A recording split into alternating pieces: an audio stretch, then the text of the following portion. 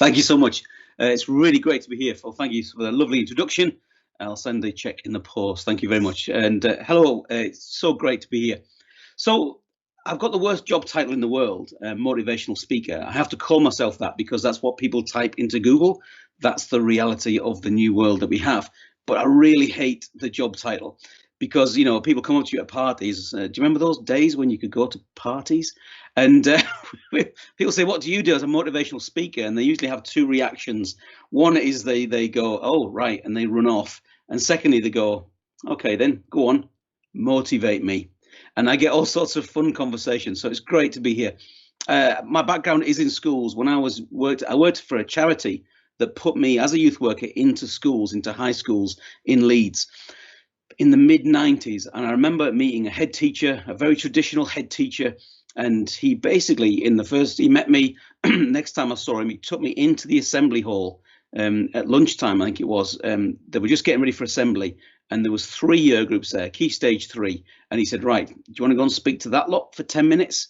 That was my introduction to schools, really. And so I've been working in schools ever since. I work in businesses and organizations too, but I will always probably speak in schools, I'm pretty sure. And when I mean schools, I mean like top independent schools, right through to schools that are really struggling. Famously, I once spoke at a school, and 2 weeks later they closed down. They didn't tell me that at the time, but I don't think it was because of my session that I did with the young people, thankfully, but they did close down. So that's the kind of schools I'm into, and I love that breadth of things. So I really love those moments, really. One, maybe you in education, maybe this is what's kept you in education. I love those moments when those light bulb moments, or what I call those ding moments. You know, when you're talking to a young person, you say something to them and they suddenly go, and you can sort of hear that moment in their brain when they go, get that. That's a lovely moment, what I call a ding moment. And here's a slightly bigger one where they might go, right, brilliant. I'm going to write that down. That's even better. And I love those moments. But what I'm really interested in, World Education Summit, is this one where you get a really big moment where I actually where you're talking to young people and they might go, wow, I need to do something about that. Because I think learning really takes place when a young person says, I need to do something about that. I need to change. And those are what I love, those moments. So I'm going to share some of those moments that I've done over the last 25 years, things that I've learned, and share those in the next sort of 25 minutes or so. And then I've got some extra follow-up notes for you as well, which I'll tell you about at the end.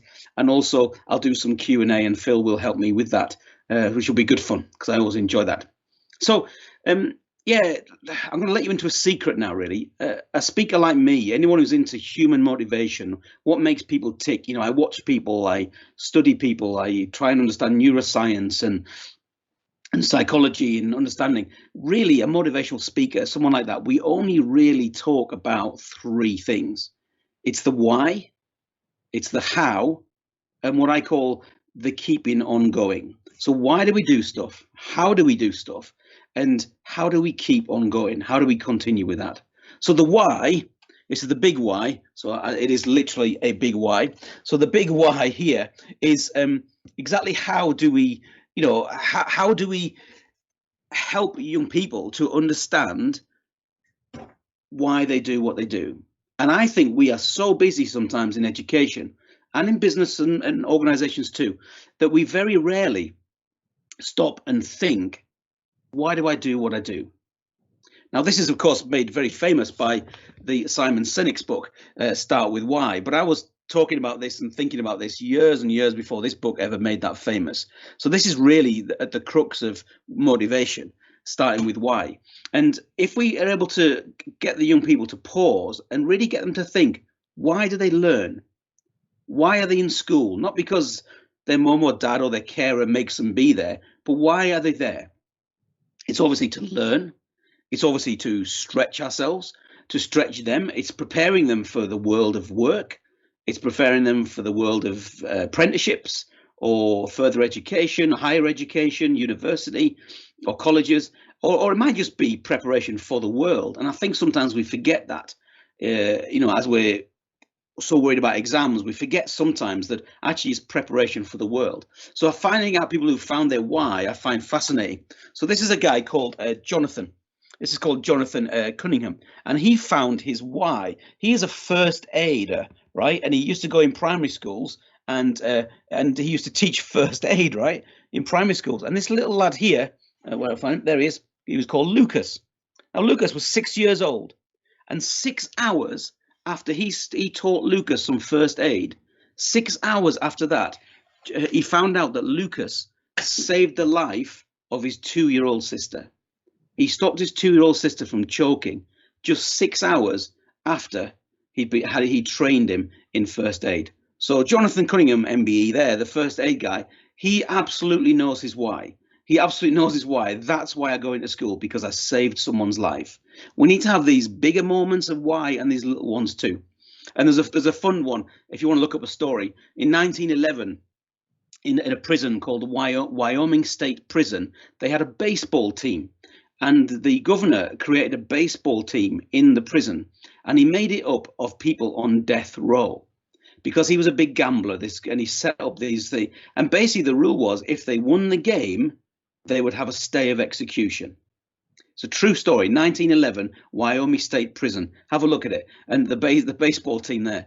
As you can tell, they won most games in that first season, right?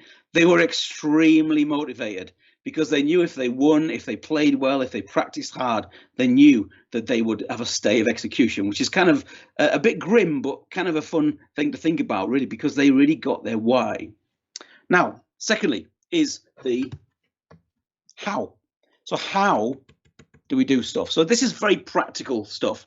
So this is like, I always think of it as the practical skills that you, if you're a teacher, that you as teachers actually tell them and help them with. It's like, for instance, let me tell you about revision. So I talk about study skills and revision a little bit in my talks. It's part of a bigger package that I deliver. And I looked at that and I thought, which is the best? Which is the best revision technique? Because everyone teaches something different.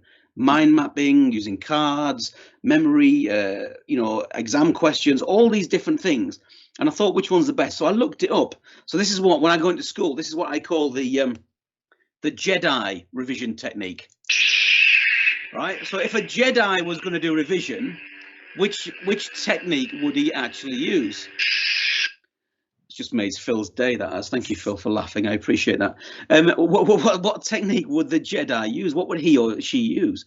Well, I looked at it, and actually Professor John Donlosky did a fantastic study where he studied 1,000 different studies. And here's the long title, so bear with me, I'll read it out.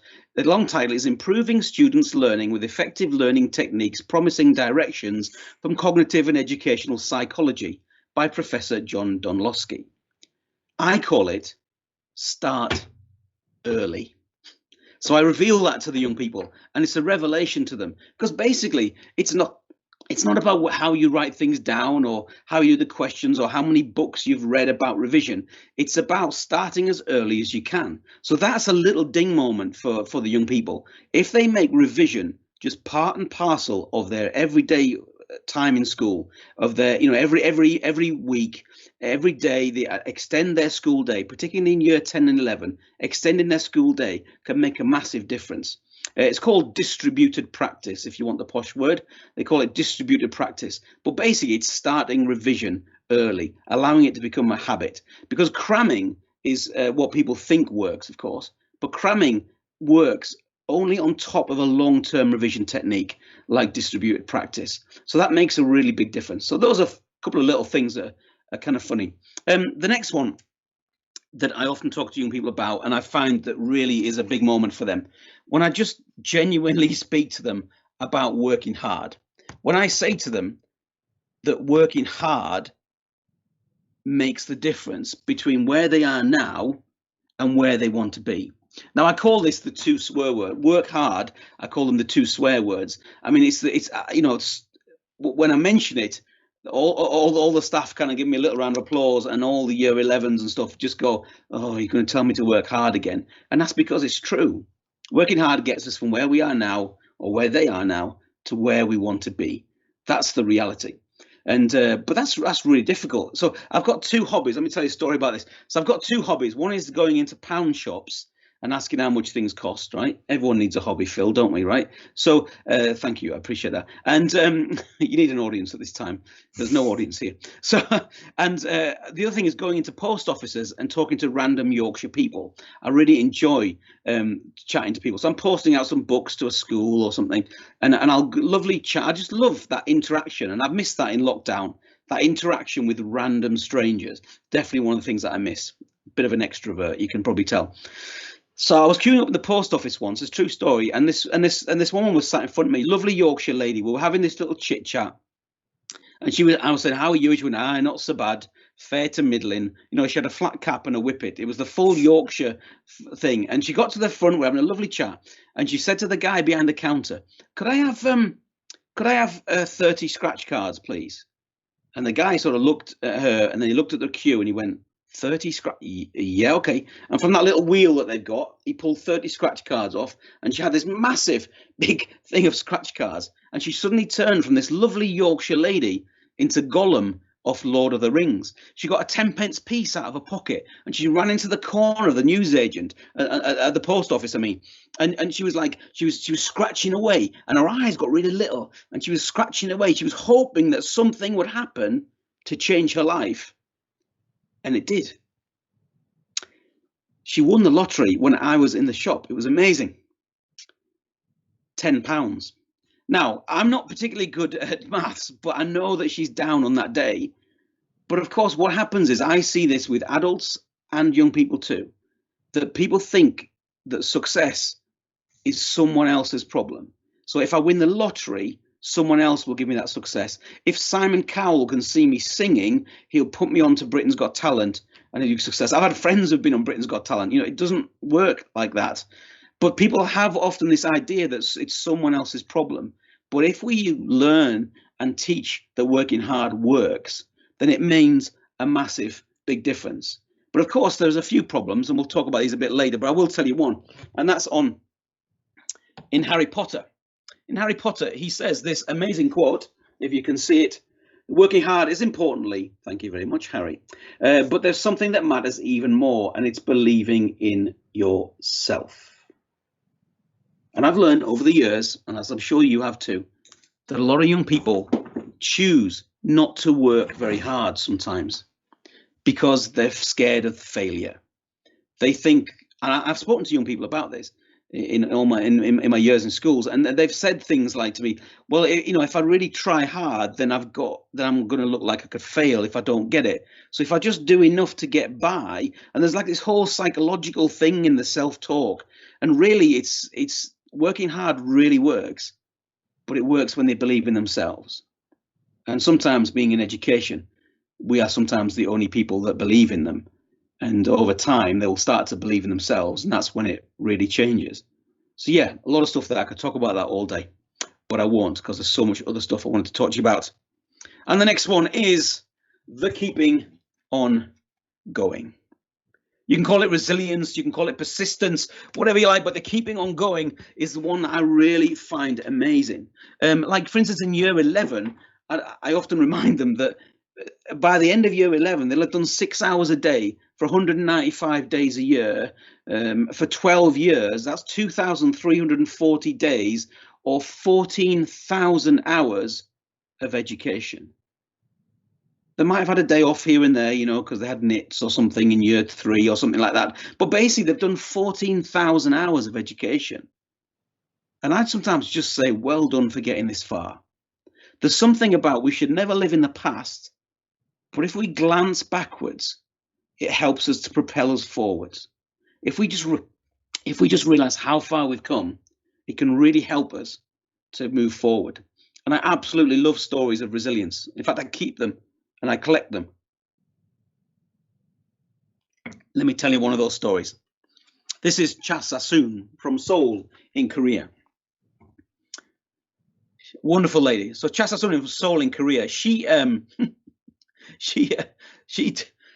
took a written driving test in 2009, and as you can see, she took the test 950 times. So I tell lots of stories about resilience, but I love this one. So 949 times she went into the place and she filled out the form. It was a written driving test. She filled out the form, she handed it in, and 949 times they said to her, "You failed." So she came back the next day, and eventually on the 950th time, they said she passed. But her why was quite big, you see, but her resilience was too, because she needed that car, that license to drive the car to help her fruit and veg business. So this is reported on Reuters. It's in the mainstream press. I haven't randomly made it up. It's not one of these unsubstantiated claims. Honestly, it really is like a big one that she did it. Just and I would really encourage you as an educator to tell stories of resilience, tell stories of persistence, both internally as a school, as an organization, but and the ones yourself. Just collect these things and tell those stories, and because that's what people realize. That's what people, the light goes on in their head when they realize that failing is just part of life, and keeping on going is just getting up when we've failed, readjusting, getting back up, finding the energy from ourselves, externally, from faith and values and people and family and whoever it is, to find that ability to get back up again. And that, I think, is really inspiring when you can start seeing your own stories of resilience in the pandemic and before. Because most people, most teachers, of course, have had their moments. They've had tough times at university. Maybe they didn't pass the exams the first time, they had to go back. These are all great stories, and I really think the stories help us so much. So let me move on and tell you a couple of other learning points. These are just in random order, but I really started to reflect on this. When I was younger, I was mentored by an older guy, an older leader, and I went to him and I was really, really frustrated because I just couldn't get through to a young person. I just couldn't get through to them. I couldn't seem to have that connection. I think I was mentoring them or something, or they were in a lunchtime club that I ran. I can't quite remember now. But I remember going to my mentor and I said to him, I just can't seem to get through. And he said this wonderful thing to me, which I've always remembered. And this was, gosh, from the late 90s probably. He says, Lee, the problem is you're trying to file something in their filing cabinet and they don't have that file in their filing cabinet. They don't have the ability to receive what you're saying. So say I was telling them they're wonderful, amazing, special, unique.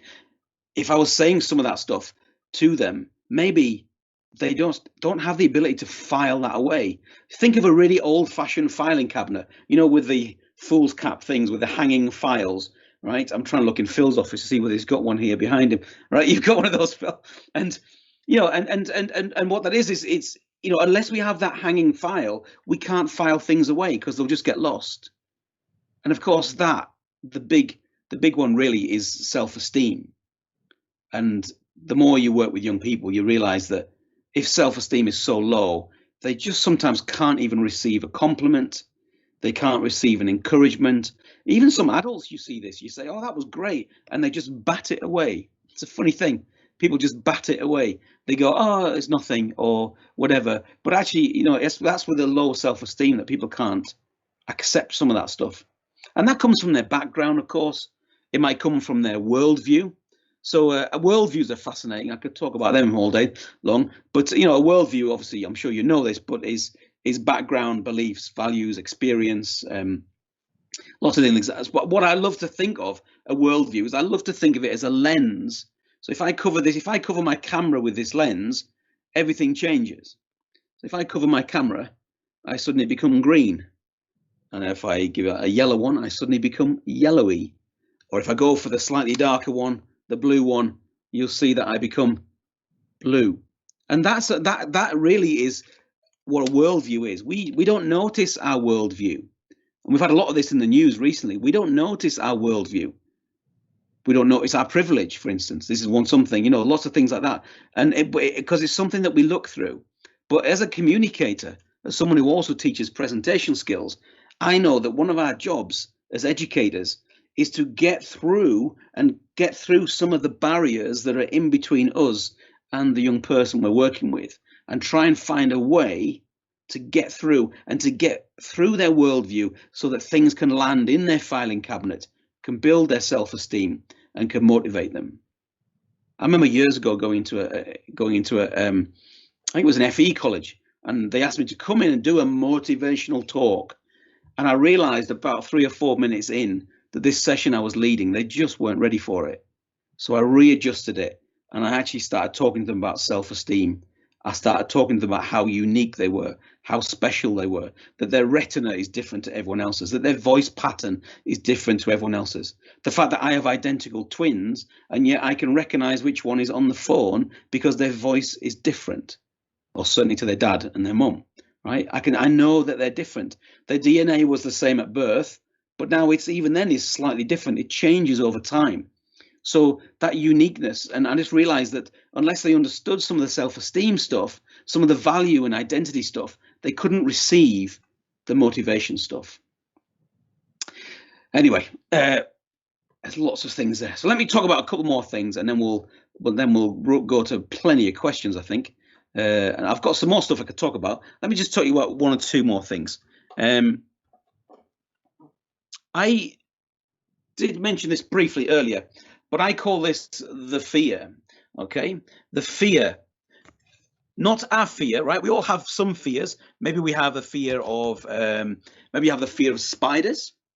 Maybe you have the fear of heights, or maybe there's some adults watching this who actually still fear the dark, and they actually secretly have a night light on. I've met people who don't like to switch the light off at night. We all have fears. But actually, the more research I look at this, the more I look at this stuff, the psychology of this, and just meeting people and talking to them, the fear by far is the fear of failure. It's something that adults, so when I teach presentation skills, why are people so nervous when they're presenting? Because they don't want to fail. They don't want to publicly fail. Why do people not go for interviews when they should do? Because if you go for an interview, you could fail.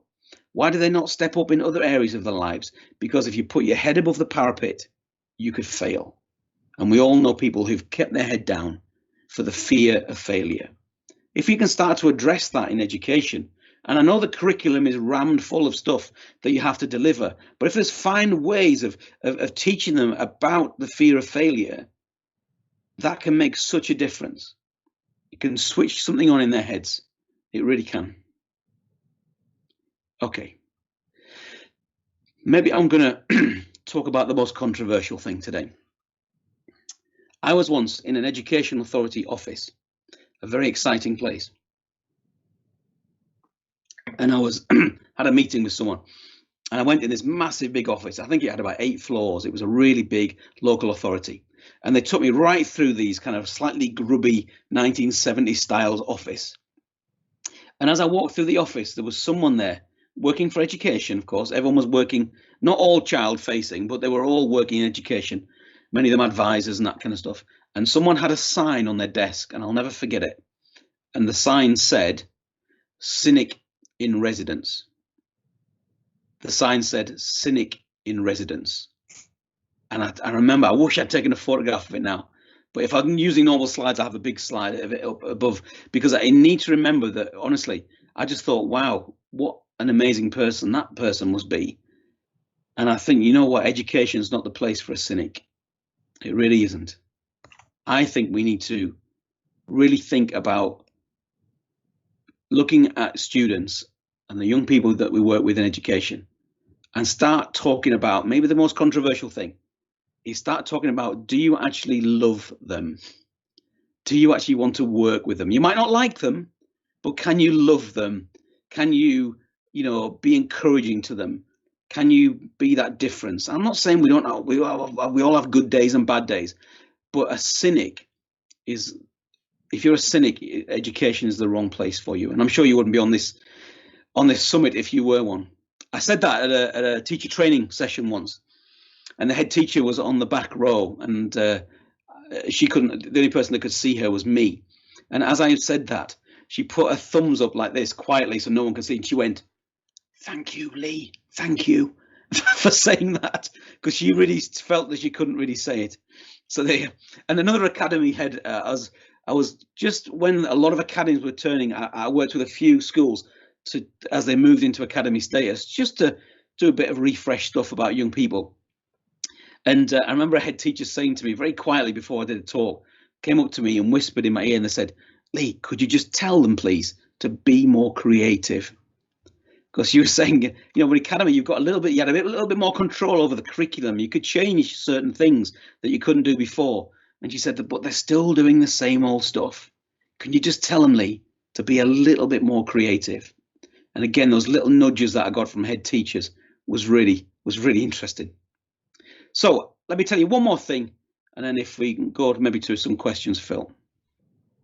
The last little tip, it comes from one of my favorite school in the world. My kids went to this school. That's not why it's my favorite school. It's a real phoenix from the ashes type school. It's called Carmanor Community School in Leeds. I love Carmanor Community School. It is wonderful. It's the most diverse school in Leeds. Many, I think there's 57 nations in the school. It's just wonderful place to be. But they have in place a few things that have made a massive difference with some of the most, with some of the young people with the most challenging behaviors and challenging backgrounds coming into the school. Number one is they have this phrase, which is know our children well. That is the phrase that they use. I've been desperate for them to write a book, and they say, we know our children well. And I see that when I've worked in the school. I can see the people on the front gate on the radios going, "Oh, look out for Mary Smith. Mary looks like she's had a bit of a tough day." And they're reporting stuff on the radio because they have coaching groups and they have restorative practice groups within the school. 14-year-old students are trained in restorative practice. They're trained in coaching. I contacted the head teacher the other day just to get this stat from him.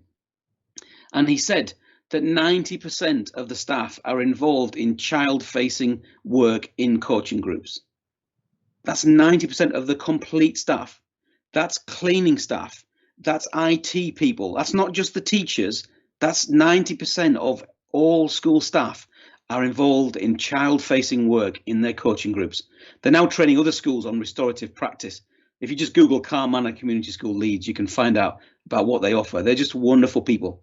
And I've got a desperate I might even write the book for them because they're so great at what they do. They're getting some good results in some tough areas, but they're doing it in a way of knowing their children well. That's different from just getting our children through exams. And I've been into a few of those schools too. It's knowing their children well. And that makes the difference to a visitor like me who's going in to do a session or an assembly, or to a staff teacher, a staff member or a teacher that's been there for 25 years.